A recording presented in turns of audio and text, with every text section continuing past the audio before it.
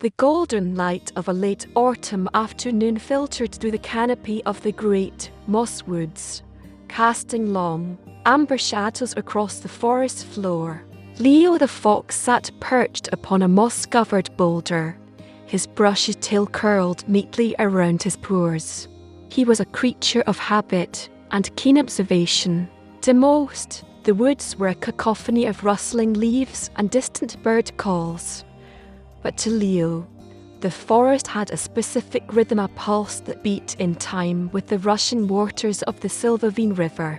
Usually, the Silverveen lived up to its name.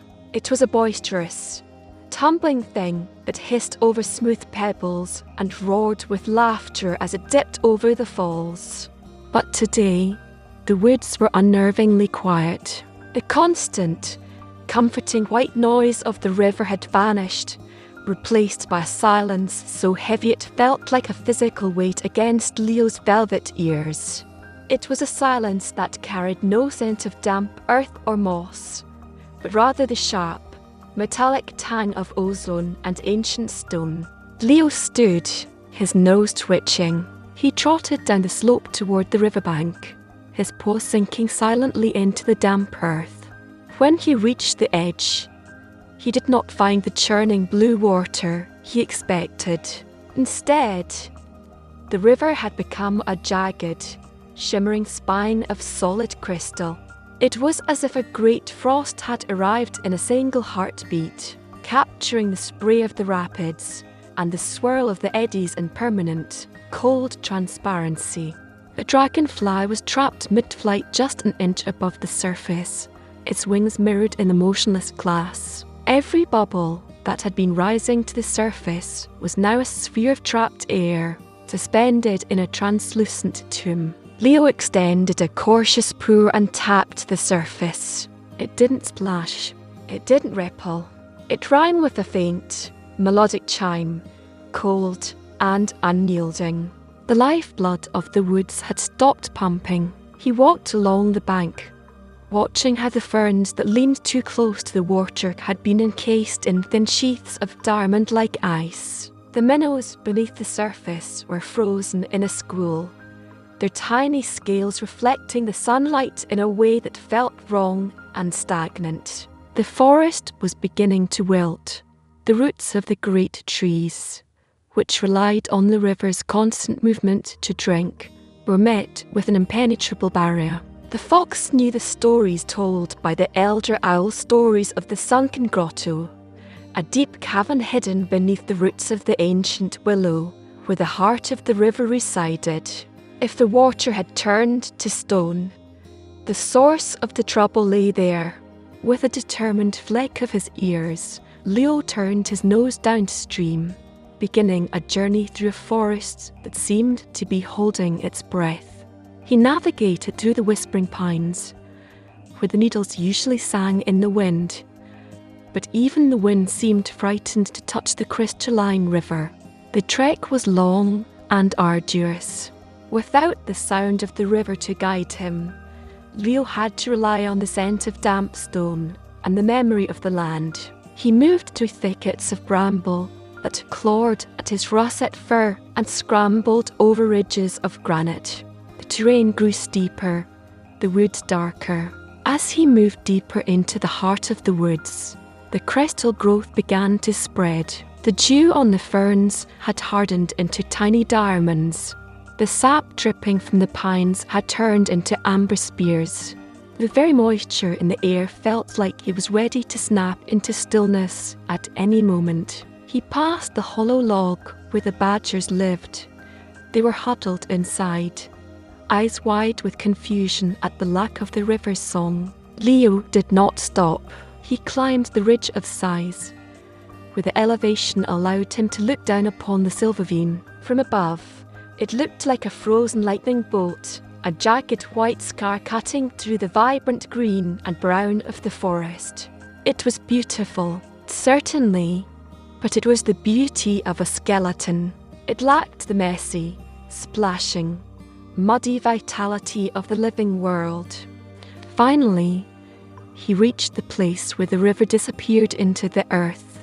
The entrance to the sunken grotto was a wide, yawning arch draped in weeping willow branches. Usually, the water swallowed the light here, plunging into the dark in a violent surge that created a mist of silver spray. Now, it was a frozen staircase of light. The entrance was guarded by pillars of ice that looked like frozen giants. Leo crept inside, his claws clicking softly against the crystalline floor. The sound echoed through the tunnel, a sharp tink-tink-tink that sounded like a clock ticking in an empty house. The air inside the grotto was thick with a strange, shimmering mist that didn't feel like water, but like pulverized glass. As Leo descended, the cavern opened into a vast cathedral of glowing minerals. Quartz and amethyst lined the walls, but their natural glow was drowned out by the blinding radiance of the frozen river.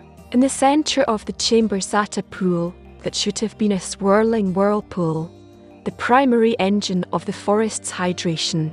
Instead, it was a perfectly flat, motionless mirror, reflecting the stalactites above with haunting precision.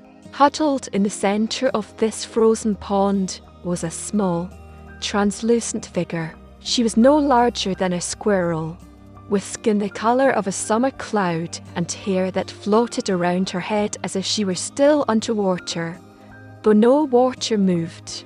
This was the water sprite, the guardian of the silver vein. She was not malevolent. She looked profoundly sad. Her eyes were large and heavy with a grief that Leo could sense from across the cavern. She held her knees to her chest, and everywhere her skin touched the water, the liquid turned instantly to hard, unmoving crystal. Leo approached the edge of the pool. He did not growl or bark. He simply sat and waited, his tail tucked neatly, his golden eyes fixed on the sprite. He watched her for a long time. She reached out a hand towards a small ripple that had tried to form near a limestone pillar, perhaps a tiny spring trying to break through it, and with a flick of her fingers, she stilled it, turning the movement into a permanent, jagged spike of glass. She seemed to sigh, though no sound came out. She looked at Leo then. Her gaze was not one of anger, but of a desperate, suffocating love. To her, the river was a beautiful thing that was always leaving her, always running away to the sea, always changing and vanishing into the roots of trees or the heat of the sun. She had seen the seasons change and the water dwindle in the summer heat. By turning it to crystal, she had finally made it stay. She had captured the beauty so it could never hurt her by disappearing. She had created a world where nothing changed, nothing died, and nothing moved. Leo looked at the sprite, and then he looked at a small, frozen fish trapped beneath the surface near his pores. The fish's fins were spread, caught in the middle of a powerful stroke, but it was going nowhere. It was a statue in a tomb of light. The fox realised that the sprite's forever was actually a never. The fish would never reach the sea. The trees would never drink. The forest would never grow. The fox began to move. He didn't head toward the sprite, but toward a small crack in the cavern wall where a tiny, persistent drip of liquid water was fighting to escape the ceiling. This was far from her touch. It was just a single drop, heavy and clear, clinging to a mossy overhang. Leo watched it. The drop grew larger, stretching under its own weight, shimmering with the reflected glow of the crystals. The sprite watched too, her hand twitching as if to reach out and freeze it before it could fall and break the silence. Her face contorted with the fear of that one drop's unpredictability. But Leo intervened. He stepped forward and caught the drop on the tip of his nose. It was wet, cold, and messy. It broke apart, soaking into his fur. He didn't turn to crystal. He shook his head vigorously, sending tiny sprays of moisture flying in every direction. He began to play. He pounced on the damp spots on the floor, his tail wagging, his body twisting in a frantic, joyful dance. He knocked over a small pile of loose stones, sending them clattering into the frozen pool. He was showing her movement. He was showing her that life was not found in the perfection of a still image, but in the chaos of the next moment. He chased his own tail, his paws slipping slightly on the glass, creating a spectacle of clumsy, warm-blooded energy. He was a spark of fire in a kingdom of ice. The fox stopped and looked at the sprite. He let out a soft, huffing breath, a puff of warm air that turned into a tiny cloud in the cold chamber. This cloud drifted toward her, a fleeting thing that vanished in seconds. It was gone, and that was why it was precious. He stepped onto the crystal pool, moving slowly now. He walked toward her, his warmth radiating into the cold floor. Every step he took left a momentary fog on the crystal. He reached the center and sat down. Gently, he nudged the sprite's hand with his warm, wet nose. The contact was a shock of heat against her icy skin. The sprite flinched, her eyes widening as she felt the texture of his fur, the way it was messy, the way it held the scent of the pine needles and the damp earth outside. She felt the pulse in Leo's nose, the rhythmic thrum of a heart that never stayed still. She looked at the fox's fur, which moved with every breath he took. She realized that if Leo were to become a crystal statue, he would be beautiful, but he would no longer be Leo. The beauty was in the breath, not the bone. A single tear fell from the sprite's eye. It was a heavy, liquid thing. It hit the frozen surface of the pool, and like her magic, the tear did not turn to stone. It stayed liquid because it came from a place of release, not a place of holding. It rolled across the glass, finding a tiny fissure. As the tear entered the crack, a sound like 1,000 silver bells ringing at once filled the grotto. It started as a hum, then a vibration that Leo could feel in his pores.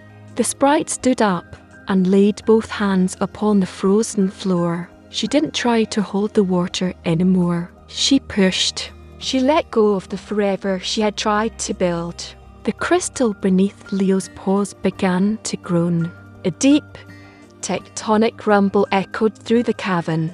Then, with a roar that sounded like a long-held breath finally being released, the ice shattered. It didn't break into sharp shards. It dissolved.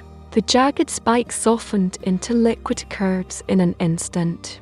The frozen waterfall at the entrance collapsed into a thundering curtain of foam. The Silvervine River woke up. Leo found himself swept towards the shore as the pool became a churning vortex of life once more.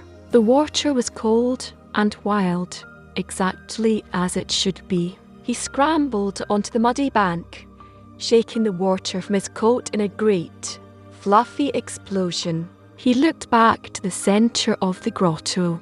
The sprite was no longer huddled and lonely. She was diving through the currents, her hair trailing behind her like a silk ribbon. She surged upward, breaking the surface in a joyful leap, tossing the spray of diamonds into the air that remained water even as they fell back into the stream. She looked at Leo and offered a small, watery smile before vanishing into a deep eddy. She understood now. The river wasn't leaving her. It was a constant gift, a song that had to be sung over and over again to remain beautiful. The flow was the connection, not the separation.